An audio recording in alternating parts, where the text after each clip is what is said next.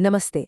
आज के इस एक्सप्लेनर में हम बात करने वाले हैं उस भयंकर गर्मी और उससे भी भयंकर बिजली संकट की जिसने पूरे उत्तर भारत को बेहाल कर दिया है। 46 से 47 डिग्री वाला टॉर्चर और ऊपर से पावर कट।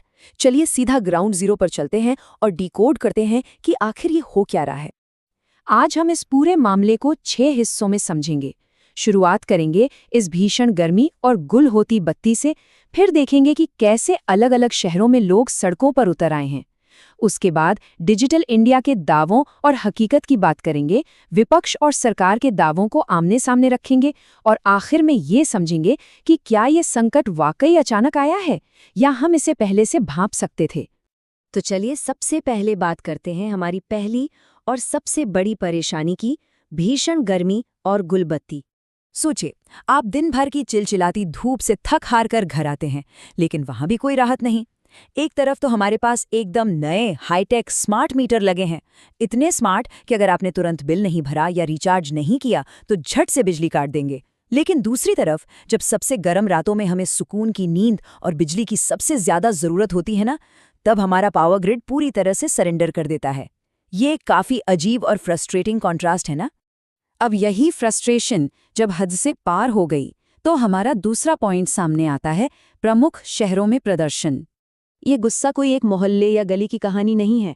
मेरठ का ही उदाहरण लें, जहां परेशान लोगों ने आधी रात को सीधे मेयर हरिकांत अहलूवालिया जी के घर का ही घेराव कर दिया। उधर नोएडा जैसे मल्टीनेशनल कंपनी हब और ऊंची इमारतों में पूरा का पूरा ब्लैकआउट देखने को मिला। कानपुर में मेडिकल के छात्र आधी रात को सड़कों पर उतर आए और यूपी की राजधानी लखनऊ, वहां तो कई दिनों तक बिजली का कोई अता पता ही नहीं था। कानपुर के उन मेडिकल छात्रों का दर्द सच में इस पूरी स्थिति के मानवीय पहलू को बयां करता है। उन्होंने साफ कहा, हम डॉक्टर हैं, हम दिन भर लोगों का इलाज करते हैं और रात में हमें बिजली नहीं मिलती। जरा सोचिए, दिन भर मरीजों की जान बचाने के बाद जब उन्हें खुद एक अच्छी नींद की जरूरत होती है तो उन्हें सड़कों पर आकर प्रोटेस्ट करना पड़ रहा है।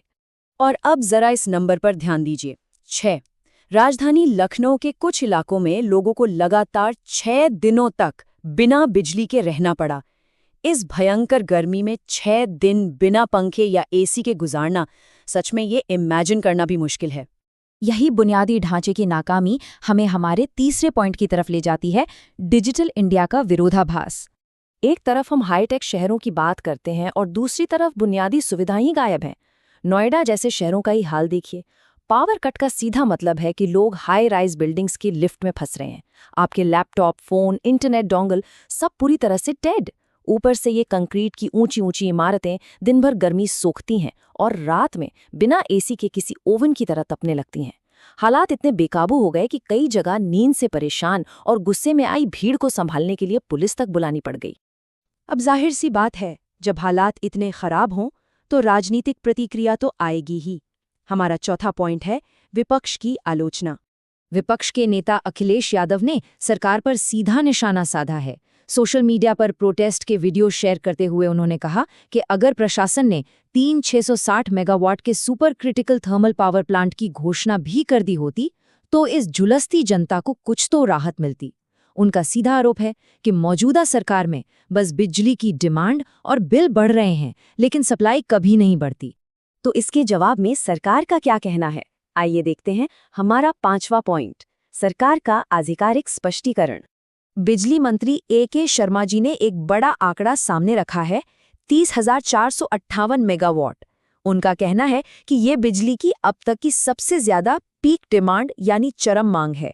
सरकार का तर्क है कि इस अभूतपूर्व मांग की वजह से ग्रिड पर बहुत ज्यादा ओवरलोड पड़ रहा है और इसी वजह से पावर प्लांट्स में ब्रेकडाउन हो रहे हैं।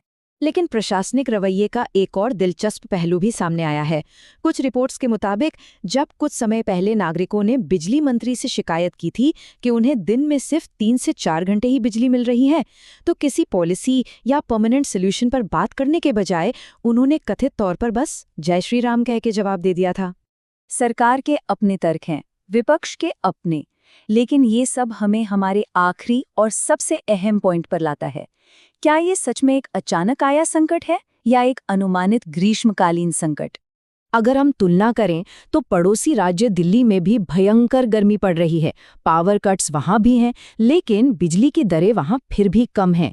वहीं दूसरी तरफ उत्तर प्रदेश में लोगों को इस भीषण गर्मी में बहुत लंबे पावर कट्स तो झेलने ही पड़ रहे हैं, साथ ही उन्हें बिजली के काफी ऊंचे दाम भी चुकाने पड़ रहे हैं। पैसों और सुविधाओं के बीच का ये फर्क आम जनता की हताशा को कहीं ज्यादा बढ़ा देता है। तो कुल मिलाकर सबसे बड़ा सवाल यही उठता है कि जब हर साल मई और जून में भीषण गर्मी का आना एकदम तय है, ये कोई रहस्य नहीं है, तो फिर ये बिजली संकट हमेशा प्रशासन के लिए एक अचानक आया सरप्राइज कैसे बन जाता है? क्या पहले से वार्निंग देना, पावर कट्स को सही से प्लान करना या ग्रिड को इस तय डिमांड के लिए तैयार करना मुमकिन नहीं है? ये एक ऐसा सवाल है जिस पर हम सबको सोचना चाहिए। आज के इस एक्सप्लेनर में बस इतना ही। जुड़ने के लिए बहुत बहुत शुक्रिया।